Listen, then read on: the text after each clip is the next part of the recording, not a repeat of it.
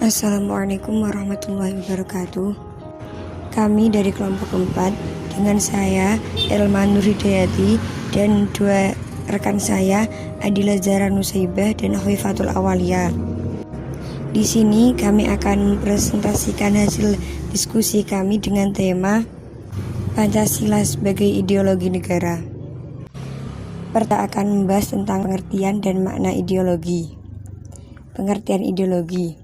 Ideologi berasal dari kata Yunani idein yang berarti melihat atau idea yang berarti raut muka, perawakan, gagasan, buah pikiran, dan logia yang berarti ajaran. Dengan demikian, ideologi adalah ajaran atau ilmu tentang gagasan dan buah pikiran atau skills des ideas. Fungsi ideologi dapat dilihat dari kegunaannya adalah dapat memberikan stabilitas arah dalam hidup berkelompok dan memberikan dinamika gerak menuju tujuan masyarakat atau bangsa. Dalam hubungan ini dapat dilihat fungsi penting ideologi adalah antara lain untuk membentuk identitas kelompok atau bangsa dan fungsi mempersatukan. Dalam fungsi mempersatukan dapat dilakukan dengan merelatifir keseragaman atau keanekaragaman karena ideologi dapat mempersatukan orang-orang yang berbeda dan menciptakan tata nilai lebih tinggi. Yang kedua adalah macam-macam ideologi. Yang pertama, ideologi terbuka. Yang kedua, ideologi tertutup. Yang ketiga, ideologi partikular. Dan yang keempat, ideologi komprehensif.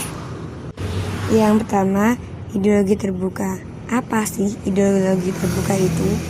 Ideologi terbuka merupakan nilai-nilai dan cita-cita yang tidak dipaksakan dari luar, melainkan digali dari harta kekayaan rohani, moral, dan budaya masyarakat itu sendiri.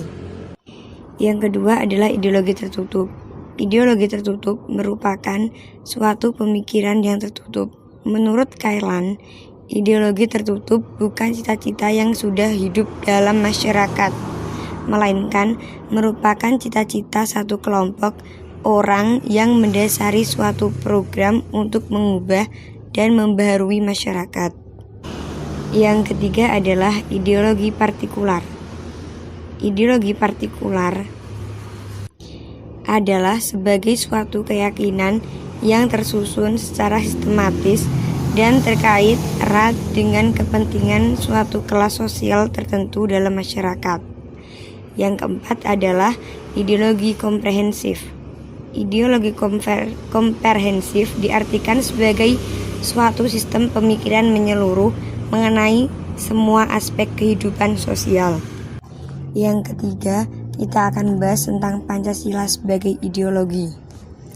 Pancasila sebagai ideologi mencerminkan seperangkat nilai terpadu dalam kehidupan politik Indonesia, yaitu sebagai tata nilai yang dipergunakan sebagai acuan dalam kehidupan masyarakat, berbangsa, dan bernegara. Ideologi bangsa Indonesia ialah sila-sila Pancasila. Pancasila sebagai ideologi bangsa memiliki fungsi sebagai nilai-nilai dasar bersama di mana segenap tingkah laku rakyat dan negara harus mengacu kepadanya. Sebagai sebuah ideologi, Pancasila adalah sebuah gagasan yang berorientasi futuristik, yang berisi keyakinan yang jelas, yang membawa komitmen untuk diwujudkan atau berorientasi pada tindakan. Ideologi bangsa Indonesia ialah sila-sila Pancasila.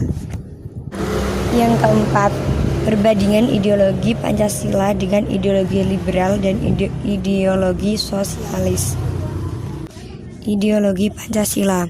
Ideologi Pancasila mendasarkan pada hakikat sifat kodrat manusia sebagai makhluk individu dan makhluk sosial. Oleh karena itu, dalam ideologi Pancasila mengakui atas kebebasan dan kemerdekaan individu. Namun, dalam hidup bersama juga harus mengakui hak dan kebebasan orang lain secara bersama, sehingga dengan demikian harus mengakui hak-hak masyarakat. Ideologi liberal.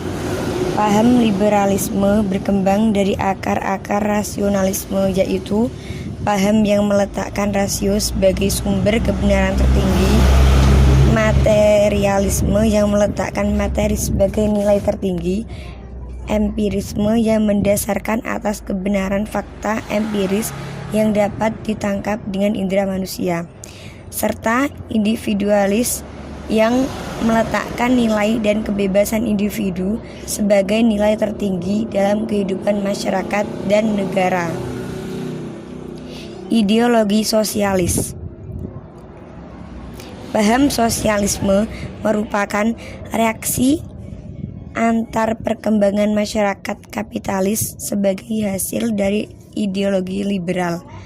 Ideologi ini mendasarkan pada suatu keyakinan bahwa manusia pada hakikatnya adalah makhluk sosial saja. Hak milik pribadi tidak ada karena hal ini akan menimbulkan kapitalisme pada gilirannya akan melakukan penindasan pada kaum proletar. Negara dalam ideologi sosialisme adalah sebagai manifestasi dari manusia sebagai makhluk komunal. Mengubah masyarakat secara revolusioner harus berakhir dengan kemenangan pada pihak kelas proletar, sehingga pada gilirannya pemerintahan negara harus dipegang oleh orang-orang yang meletakkan kepentingan pada kelas proletar.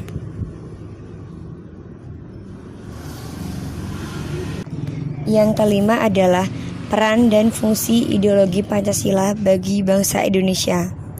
Menurut Juremi, ideologi mempunyai peranan yang sangat penting bagi bangsa Indonesia, yaitu sebagai berikut.